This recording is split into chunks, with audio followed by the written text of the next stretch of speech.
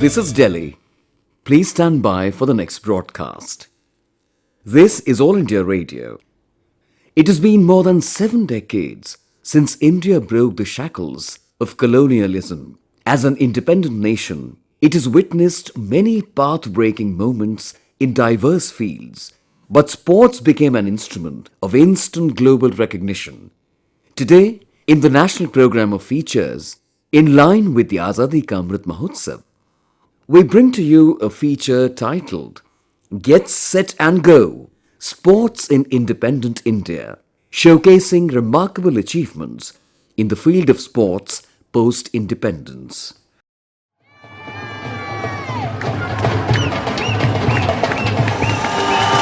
Officially known as the International Badminton Championship Challenge, but better known around the world simply as the Thomas Cup. And India are champions. Our eyes were glued to any screen that brought home visuals of the Indian team beating giants like Malaysia, Denmark and Indonesia in the Thomas Cup. The nation burst into celebration. The 2022 BWF Thomas Cup, badminton's World Men's Team Championship, saw a historic victory for India, who clinched the title for the very first time, defeating defending champions Indonesia. All of India was bound together magically by the power of sport to evoke nationalism and pride. While films and politics compete with sport to hold the Indian people's attention, sport got India greater global recognition. It has the power to spark a range of emotions in the collective consciousness of the people of the country, not the least being a sense of nationalism, while binding them together.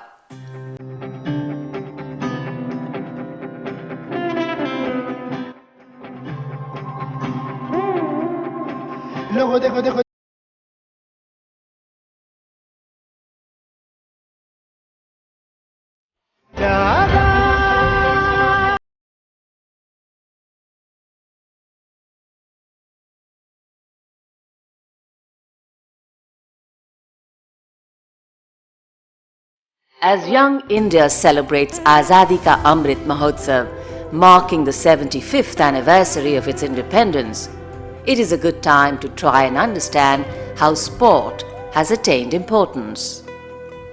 One of India's known sports writers, Rohit Brijnath, gives us an overview. When I first started covering sport in the 1980s, it was a very slow process. You had only a few international level athletes in very few sports. And I thought it was a bit stagnant. And then suddenly it was like Indian sport just spreading its wings. It became more confident. I think players in some sports became more fitter, which I think was one of the biggest problems in Indian sport, that we were not athletes per se. Oh, the other thing, of course, which is incredibly important is gender. I think tremendous amount of female athletes coming out and doing fantastic stuff. Of course, we had PT Usha in my time, but now, of course, there were the cricket players, there was Sania, there was Saina, there was the gymnast Deepa. There were just so many of them. And the variety of sports that India was doing well in. I think officialdom has obviously played a role, but I also think that, places like Go Sport and Olympic Gold Quest and the professionalism that they bring vis-a-vis trainers and coaches and medical experts, I think that has played a huge, huge role. Professor of History Salil Mishra has this interesting perspective.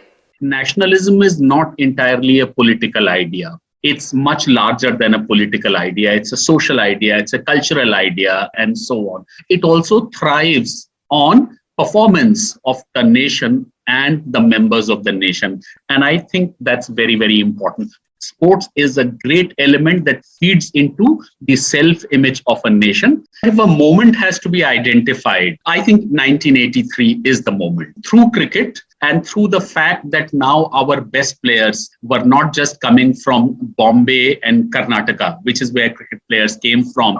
Kapil Dev came from Haryana, which had no history of producing great cricket players. After a while, UP Mohammad Kaif came from UP, Suresh Raina came from UP.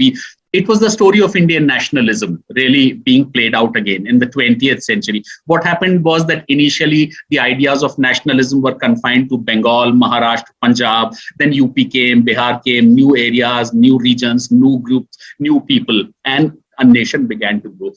Pretty much that happened to our sports also. India became much more inclusive. Indian sports did not simply live in the big cities, they were now truly pan-Indian. And now, let us listen to two-time Olympian Gurbachan Singh Randhawa, who finished 5th in the 110 meters hurdles in the Tokyo Games in 1964 and has watched the Indian sports landscape for the longest time. I think that our athletes, they are doing pretty well because government is not leaving any stone unturned to ensure that our best facilities are provided to our athletes, and even cash incentive and other incentives are given. Overall, there is a lot of improvement in the general standard of the sports in the country. When I had been to 1960 Olympic, there was no provision to give me any special leave or anything else, and I didn't get my pay for 7 months. Without pay, I used to get money from my father only. But now, athletes or sports person, when they are in the coaching camp or they go abroad, wherever they go on duty. And this is a very good incentive by the government of India, and sports person, they are enjoying the facility. It is an apt moment to delve into the history of Indian sport post-independence. There is no doubt that the British influence has been strong, as many sports were introduced in India by their soldiers stationed in India. Be it football or cricket, hockey or athletics, they brought competitive sport to India. For many years, beating England remained a goal in itself. Initially, I remember England, of course, was the big enemy, and much later Pakistan. They were, I think, a special competitive edge was reserved for these two countries. England, absolutely, understandably, because 200 years of colonial rule. We were a part of the English team before 1930s. So senior Pataudi, Ranjit Singh, they played for England. There was an independent Indian team, and when they defeated England. So that happened. 71, of course, was there. But now that has changed. Now, we have moved out of the colonial hangover. So there was a special delight in beating England, because in some ways it was the revenge for 200 years of colonization. However, Professor Mishra goes on to point out that sport was not a priority, since nation building primarily entailed providing food, clothing and shelter to the people. Well, we were a colony ruled by an alien government. And in the 20th century, nationalism began. People began to come together. People began to think that they were a part of a nation. A nation was being built. Now, when India became independent, our life expectancy was 32 years. Our literacy rate was about 14%. In women, it was about 9%, which meant that 1 out of 11 women could read and write and sign. Famines, etc., would happen quite often. So it was in the 50s, that was the kind of a legacy we were dealing with. So the idea that huge amount of investments should be made into sports, it may have entered some people's heads, but I think it was not an absolutely first priority idea. So to use sports as a great unifier of people, creating symbols, etc., all that did not happen in the 1950s. It was left to individual genius. All that started happening much more from the 80s. जब चले जियाले झूम झूम तब जग में होगी धूम धूम देखेगी दुनिया घूम घूम हम सबको हरा के घर लाएंगे गोल. Indian sportspersons have had many wonderful achievements, ranging from multiple Olympic gold medals in hockey to the conquest of the Cricket World Cup in 1983, from Leander Paes's historic bronze medal in 1996 to Neeraj Chopra's Olympic gold in Tokyo 2020. पहला gold medal Bharat के नाम athletics में Olympic games के अंदर, और वो आया है टोक्यो 2020 में. 87.58 मीटर्स का इनका वो लाजवाब थ्रो भारत को गोल्ड मेडल दिलाता हुआ. And that is not all. From billiards star Wilson Jones, who was independent India's first world champion, to boxer Nikhat Zareen, who is the latest to win a world crown, India is home to many of the world's best in a whole range of sport. And India's para-sport athletes have made waves of their own, shining in the Paralympics and Deaflympics. There was a time when Indians excelled in what was cerebral sports rather than extremely physical. Hockey seemed an exception, but it was in disciplines like billiards and chess that Indians seemed to be doing better. Sports historian Ronojoy Sen tries to unravel this conundrum.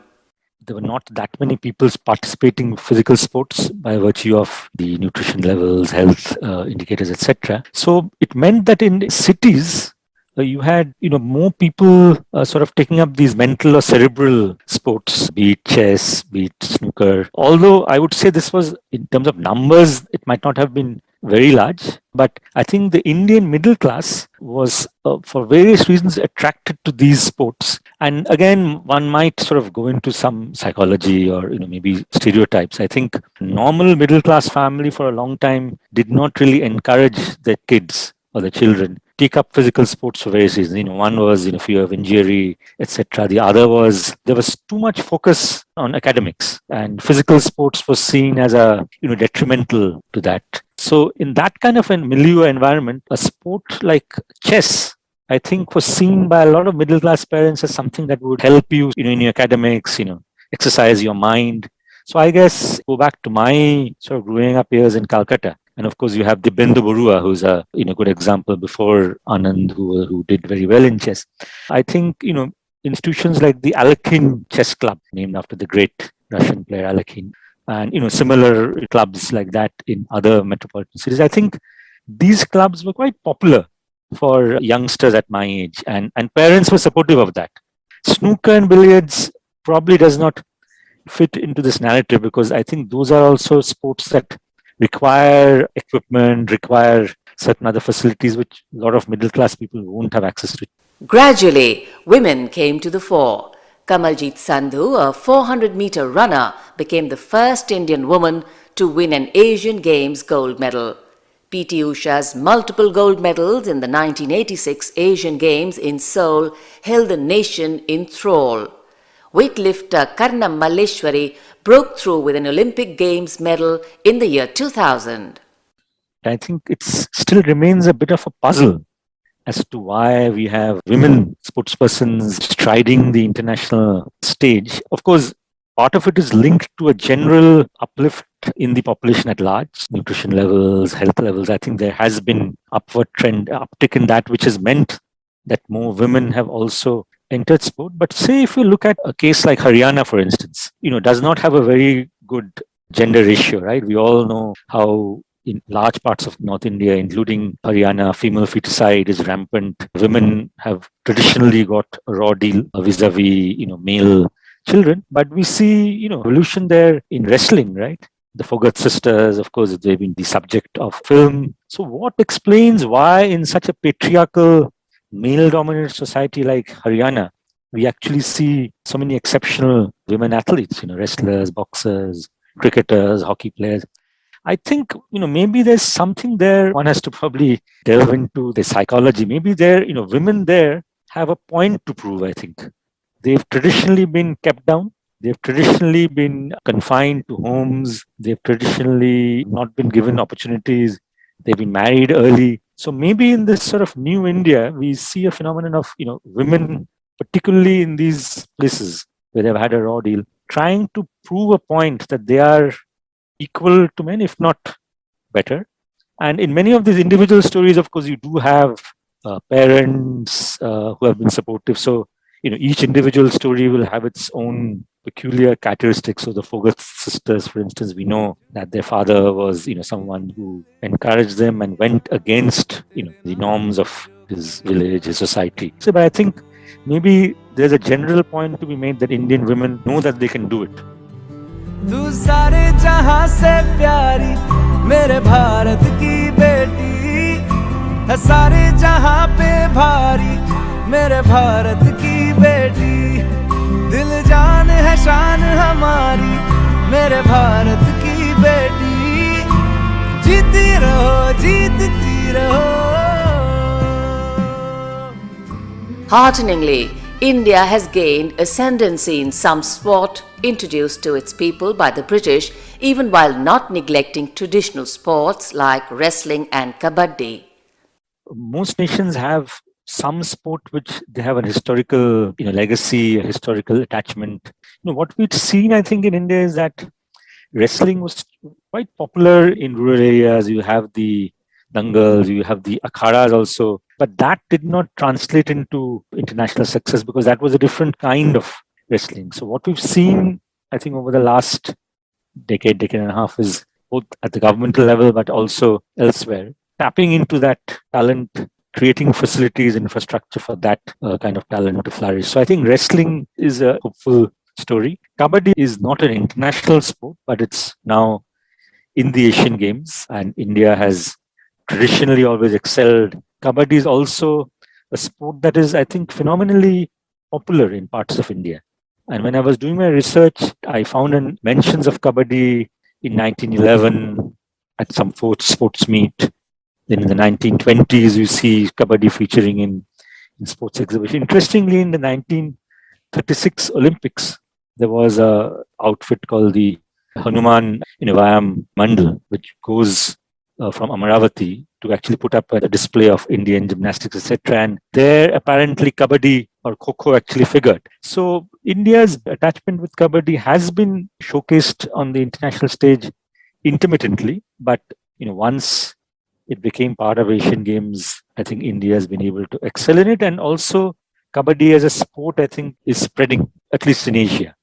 While no achievement by Indian sportsperson at the international level is less, there have been some milestones which are obviously more significant than others. Beyond doubt, the Indian cricket team's conquest of the 1983 World Cup in England was huge. It remains one of the greatest stories of a less fancied side going on to win a world crown. नाम वतन पहचान वतन नहीं तेरे सिवा कोई और जाऊं मैं जहां तुझको चाहूं तेरा नाम चारों. Rohit Brijnath and Professor Salil Mishra share their views. So I was with my father, we were watching on TV, then the TV goes off. My father had a small, old black and white TV, very modest middle class man. And then, we heard a part on the radio and then the TV came back on again. And cricket was something that, we, because of our generation, we missed all the hockey goals. We were not born then, so we didn't see any of that. But this is something we saw. I think 1983 was a very, very big moment, particularly because we stood nowhere. 1975 World Cup, we lost badly. 1979 World Cup, we lost all the matches and we were nowhere. And the way 1983 World Cup started, everybody contributed to it. People from North, Mohinder Amarnath and Yashpal, people from the West, people from South, Srinath, Gavaskar, Vengsarkar, and it was a completely Indian victory. And the fact that it happened in England, the fact that India defeated England in the semi-finals, and it was a great victory. And the victory came after being completely in the dumps against Zimbabwe. India was virtually being out 17-5. And then this great graph up since then, Australia, England, West Indies, everybody. It was a great moment. This Indian cricket team's victory had a significant impact on all other Indian athletes. Let's hear what the captain of that cricket team says many years later. If I look back, I think I would say only thought process, nothing else. Okay, I'm not ready to take loss. I think that change was required because previously we used to play not to win, not to lose. If we can't win, fine, we shouldn't lose. I think the mindset was that. This was the change, is perhaps Punjabi brain comes out, not ready to take it. If I look back, that's the honest opinion I have about. Not the talent, not the cricket, not the finesse. All those things can be out of the window, but to me was more how to win the match.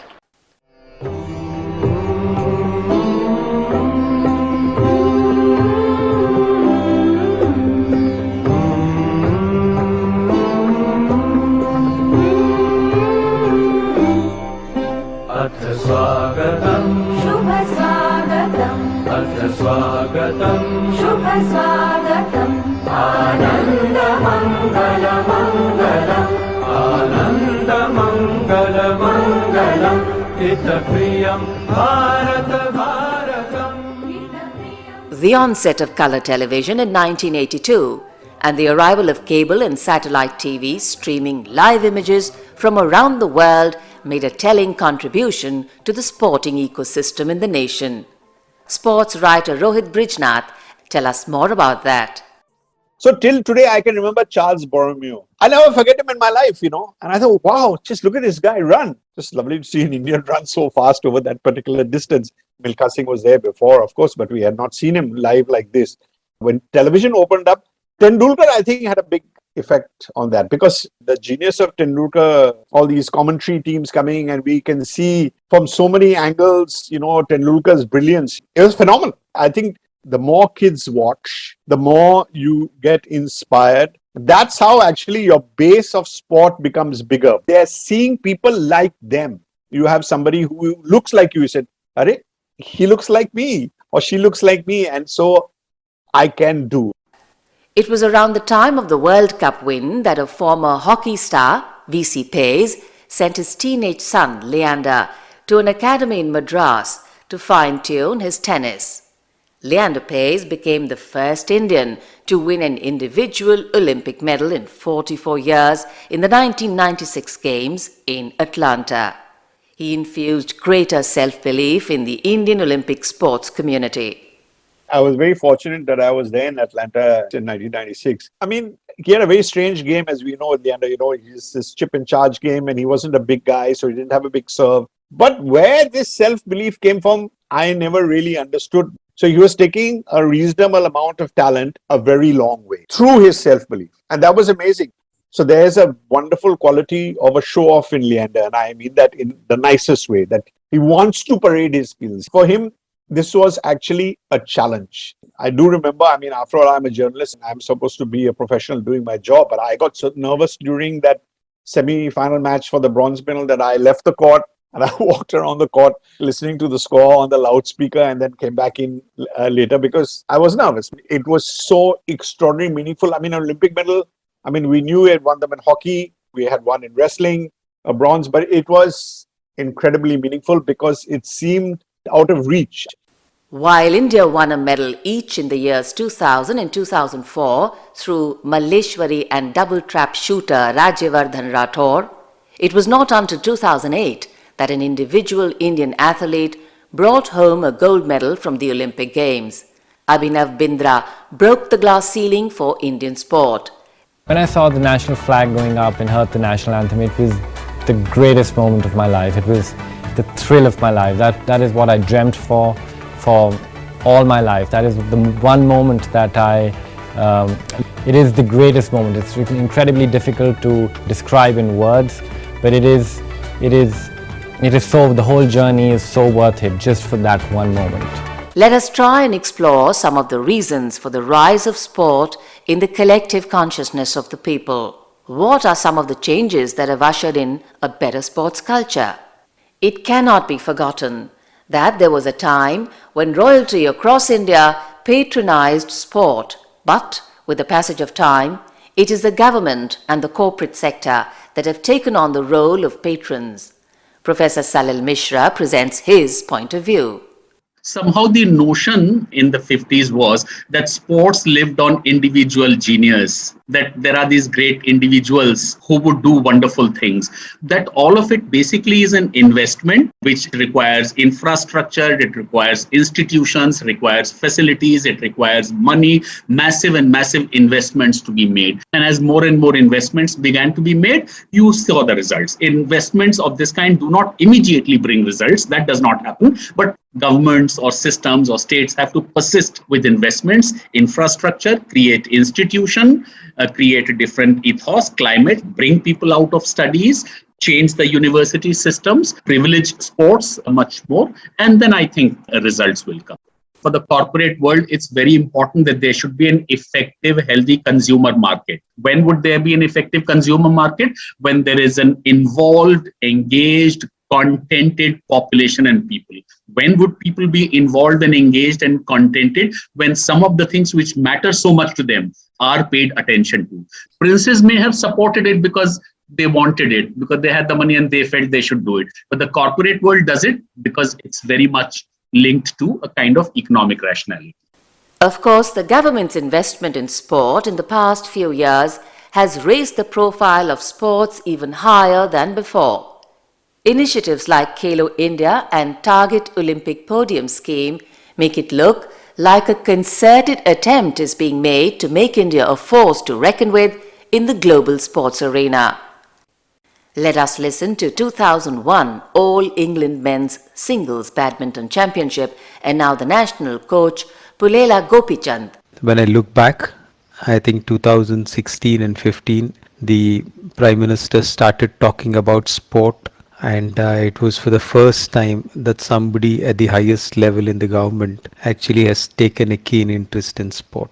Not only this, when most of the teams were losing in Rio, it was great to see the Prime Minister backing up the entire team and telling how it is important and how it doesn't matter to lose, but to give the 100% is what matters.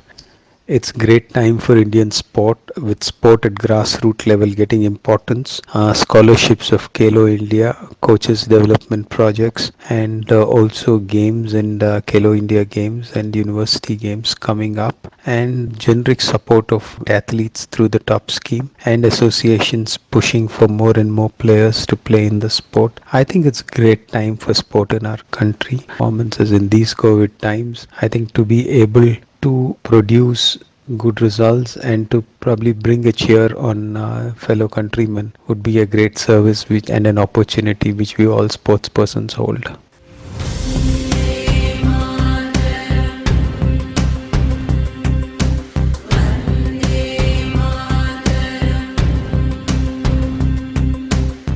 Now, there can be no looking back. It has been an exhilarating journey over 75 years. The coming decades promise India's rise as a sporting power to reckon with.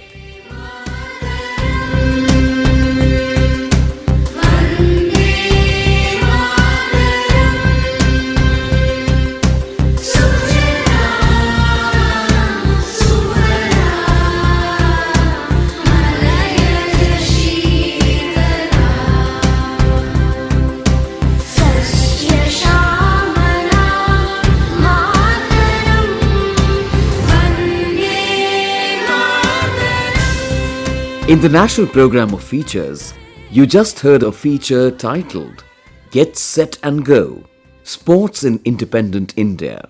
Narration was rendered by Dhawan Lal. The feature was scripted by G. Rajaraman and the program was produced by Meenakshi Mund with assistance in production from Shamayita. A presentation of the Central English Features Unit. This broadcast came to you from the Delhi station of All India Radio.